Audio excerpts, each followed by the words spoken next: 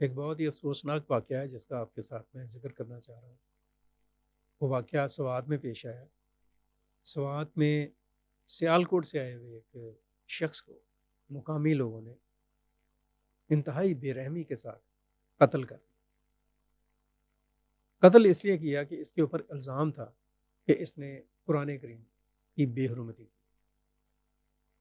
اس الزام کے بعد پولیس نے اس شخص کو اریسٹ کیا، لوگوں کو یقین بھی دلایا کہ ہم اس کے خلاف قانون کے مطابق کارروائی کریں گے، تھانے لے گئے۔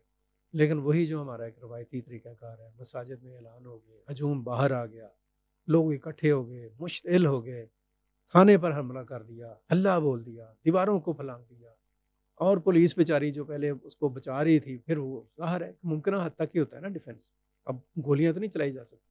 نتیجے میں موب جو تھا، جو ہجوم تھا، اس نے اس شخص کو اپنے قابو میں کیا اور باہر بازار میں لا کر اس پر تشدد کیا، ایون اس کو آگ لگا دی گئی، اور اس تشدد اور اس سارے رویے کے بعد اس کا قتل ہو گیا۔ لوگوں نے قرآن کے احترام میں، قرآن سے محبت میں اور قرآن سے عشق میں ایک ایسا کام کیا جو دراصل قرآنی تعلیمات کے ہی خلاف ہے۔ کسی کو نہیں پتا کہ قرآن یہ بات کہتا ہے کہ ایک شخص کا قتل دراصل پوری انسانیت کا قتل ہے۔ اس میں کوئی دوسری بات رائے نہیں ہے کہ اسلام کبھی بھی تشدد کی اجازت نہیں دیتا، اس طرح کے رویوں کی اسلام کبھی بھی حمایت نہیں کرتا۔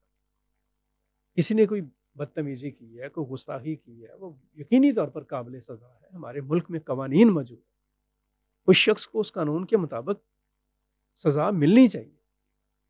انتظامیہ پر دباؤ ہونا چاہیے لوگوں کا کہ آپ اس کے خلاف پراپر ایف آئی آر درج کریں، اس کے خلاف پراپر کورٹ میں کارروائی ہونی چاہیے، اور اس کو وہ سزا ملنی چاہیے جس کا یہ مستحق ہے اگر اس نے جرم کیا ہے۔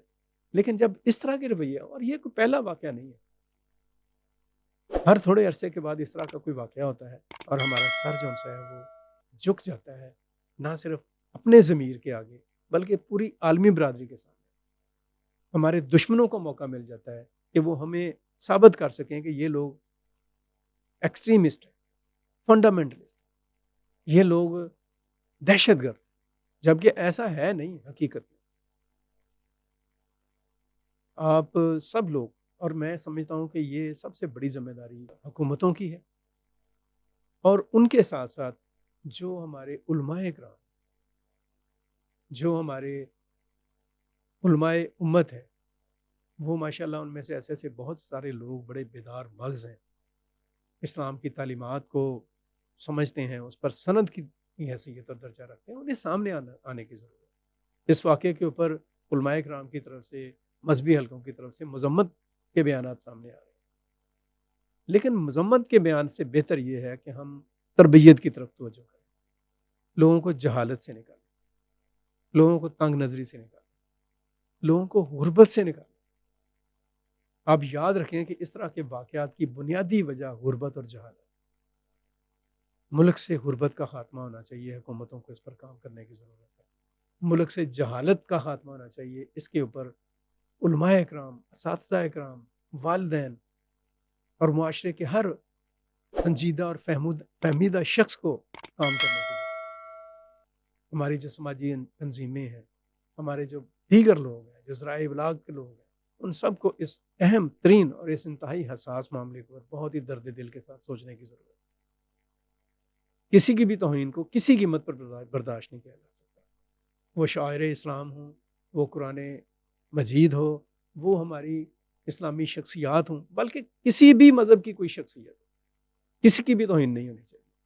اور اگر کوئی کرتا ہے تو اس کو انجام تک پہنچانے کے لیے قانون کا راستہ اختیار کرنا چاہیے۔ جب قانون موجود ہے تو پھر یہ لا قانونیت کیوں؟ یہ ایک بہت بڑا کویسچن مارک ہے۔ اس کویسچن مارک کے اوپر ملک اور قوم کے تمام ذمہ دار حلقوں کو اور درد دل رکھنے والے احباب کو، سب کو ایک سوچ اختیار کرنا ہوگی اور کوشش کرنا ہوگی کہ ملک سے غربت کا، جہالت کا، لا قانونیت کا، بد امنی کا جتنی جلدی ممکن ہو سکے خاتمہ کیا جائے، تاکہ ہم اپنے معاشرے کو صحیح معنوں میں ترقی، امن، خوشحالی اور ایک پرامن، آپ کہہ لیں، ماحول کا حامل ایک معاشرہ بنانے میں کامیابی حاصل کر سکیں۔ شکریہ۔